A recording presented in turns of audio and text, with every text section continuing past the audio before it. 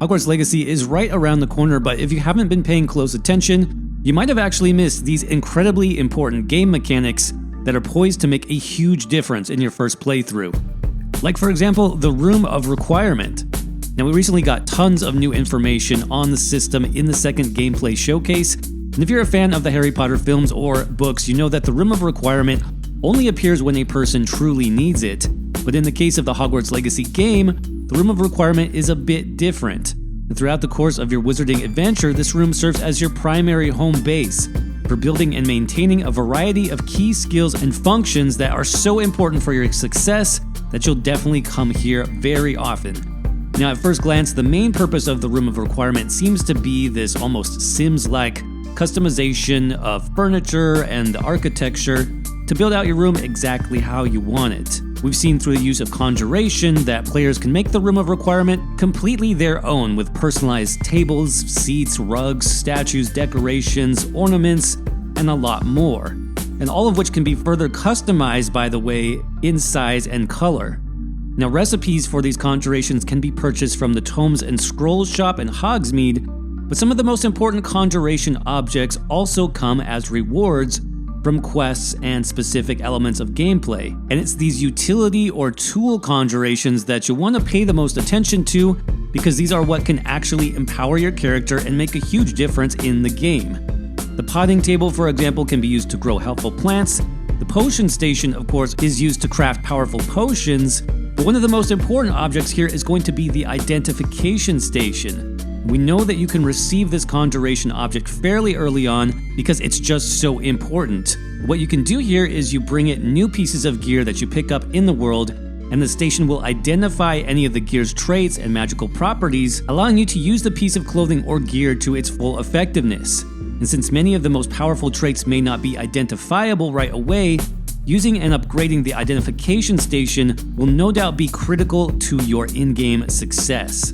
And speaking of gear, later on the Room of Requirement will also unlock the Enchanted Loom. This conjuration tool is also extremely powerful in that it allows you to upgrade your gear's stats and even change the item's trait to any gear traits that you've learned so far. So you should expect to spend a lot of time here in the Room of Requirement, first identifying new items, and then updating and upgrading them as needed to suit your build.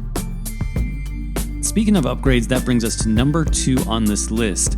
Now you might have noticed some of the required materials for upgrades that we saw in the Enchanted Loom include items like feathers and fur, and this is going to lead us to the next major important mechanic you need to know about for Hogwarts Legacy, and that is Beast Care and the Vivarium. Now this Vivarium feature is eventually unlocked as part of the main storyline inside your Room of Requirement, and it's this whole other huge customizable area, which is basically a sanctuary for any magical beast that you come across during your playthrough of Hogwarts Legacy.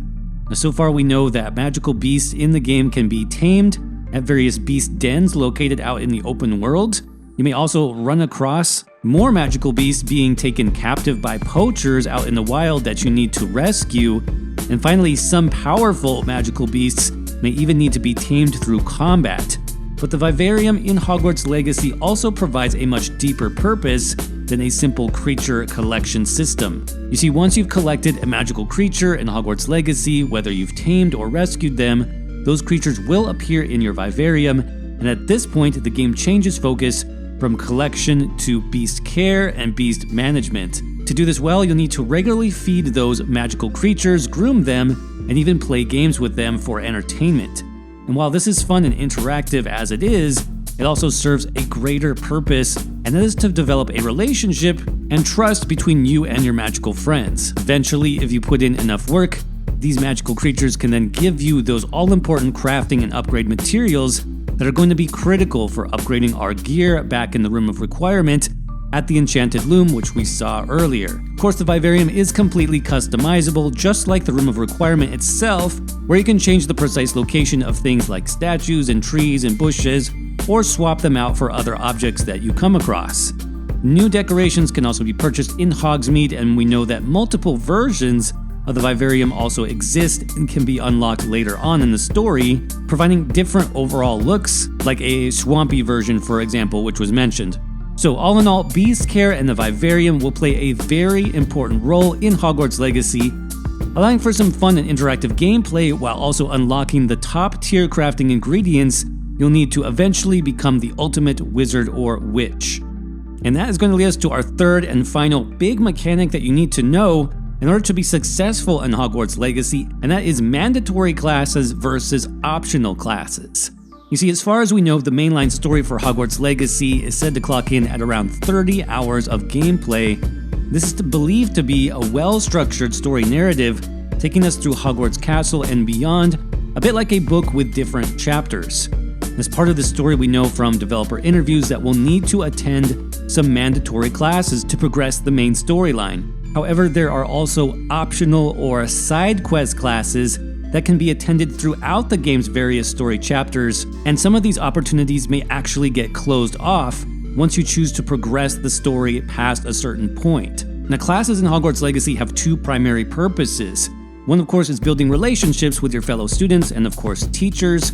Some of these students may eventually become story companions and even potentially teach you powerful new spells, as we've seen with the Slytherin companion Sebastian, who can teach you Crucio if you decide to opt into the dark arts as part of your interactions with him. Teachers, of course, will have opportunities to teach and train up the player as well, so it's going to be extremely important to keep your eyes open for any classes currently in session. And not just the mandatory classes that you're going to get the prompts and the quest marking indicators for, but also the optional or side quest classes. These are going to give you even more opportunities to meet with those characters, potentially unlocking new gear or, as we said, new and powerful spells. In other words, take every opportunity you have to explore and wander the halls of Hogwarts, because you never know when the chance to learn something new and powerful is going to appear and potentially never come back if you advance the story. That said, let me know what you think about these important gameplay mechanics down in the comment section below, and how you think they'll impact your own playthrough. If you'd like to see more, I'll have a link in the description to our written guide with even more Hogwarts Legacy tips and tricks that we didn't have time to include in this video. And as always, thanks for watching.